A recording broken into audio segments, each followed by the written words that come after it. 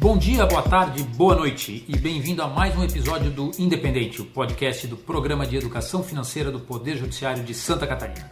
Eu sou Marcos Leon Bianchi, estou aqui com Kellen, Rafael e vamos abordar de novo mais um tema que tem sido muito perguntado para a gente durante os atendimentos dos nossos colegas, os atendimentos individuais.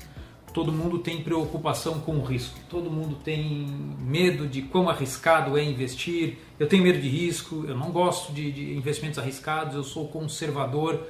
Kellen, afinal de contas, o que é risco? Então, o que é risco? Vamos lá. Estaria associado a incerteza. Vamos supor, o retorno que eu vou efetivamente ter talvez não seja exatamente o retorno que eu esperava ter. Alguns a gente consegue controlar, outros não. Então, o risco de um ativo, um determinado ativo, ele é sempre composto pelo risco dele, que a gente chama risco financeiro, e por um risco econômico, que é um risco que ele sofre a influência dos fatores da economia, decisões de aumento de taxa de juro, a inflação, o câmbio. Então, o risco total de um ativo é sempre composto do risco dele, daquele setor, daquela empresa, as dívidas daquela empresa, as características daquela empresa e um risco sistêmico, que a gente chama assim.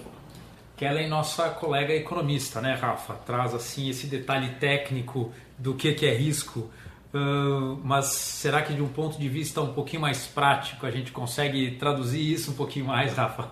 Sempre é uma missão difícil fazer essa tradução para a nossa vida prática diária, né? Mas isso a gente percebe, essas variáveis que a Kellen comentou, a gente percebe no nosso dia a dia, até uma situação habitual nossa, né? A gente sai de casa com o seu veículo, será que a gente vai chegar com uma expectativa de chegar no seu local de destino, né? Mas será que a gente vai chegar nesse local? Existe uma série de variáveis, né? Que a gente tem que conhecer, né? E tentar, após identificá-las, tentar remediar para que evite que se concretize, né? Um exemplo bem claro é a manutenção do veículo. Se o veículo estiver com a sua manutenção em dia, esse risco ele é diminuído.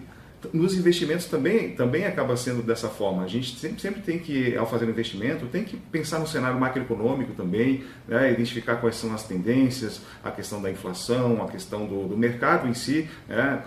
Porque tudo isso acaba influenciando no retorno esperado e por isso a importância também de conhecer todos os produtos oferecidos no mercado para ver quais têm mais ou menos riscos, né? Para que a pessoa possa selecionar um produto mais adequado ao seu perfil.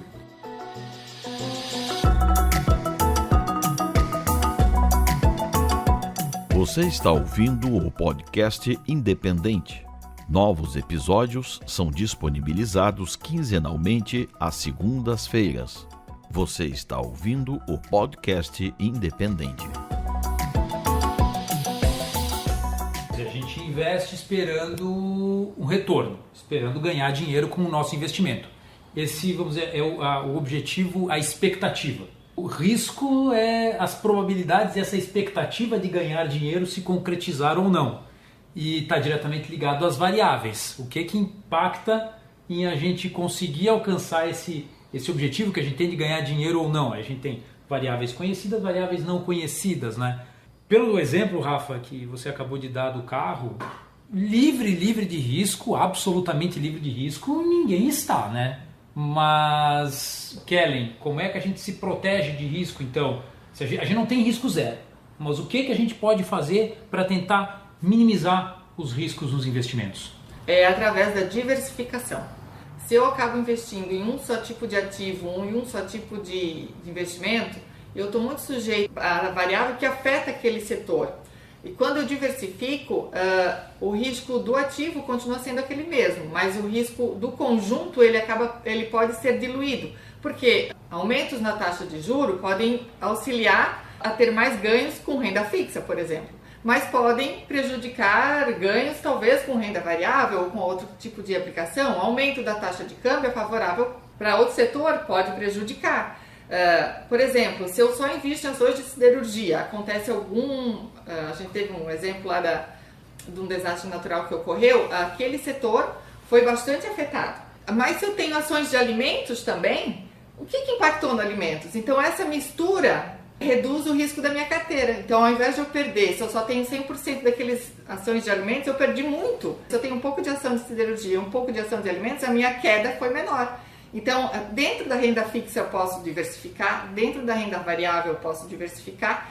É assim que a gente consegue reduzir o risco em frente às alterações de decisões macroeconômicas. Investir em produtos diferentes, em setores diferentes, em exposições diferentes, para que quando aconteça em variáveis diferentes, ou seja, né, para que quando aconteça algo com alguma variável não atinja necessariamente a outra, né? Isso, exatamente. Agora, por exemplo, a gente teve a pandemia, foi um risco, aconteceu sistêmico, praticamente todos os setores, todos sofreram, alguns, um ou outro talvez até teve melhores retornos, às vezes seguradoras, eu não sei se é o caso. Por exemplo, a pandemia é um risco sistêmico que aconteceu e afetou todos os investimentos.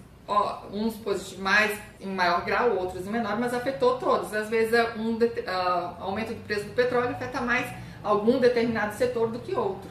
Trago ainda um outro fator que é muito importante, que é a questão tempo. É o prazo do investimento, isso aliado a seus objetivos, claro, né? Porque existem objetivos de curto prazo, outros de médio e longo prazo.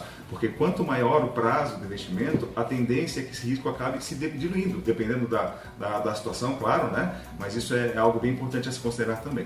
Bem lembrado, Rafael, bem lembrado. Esse foi mais um episódio do Independente. Tem alguma dúvida que você gostaria que nós respondêssemos? Mande um e-mail para a gente em educaçãofinanceira@tjsc.jus.br.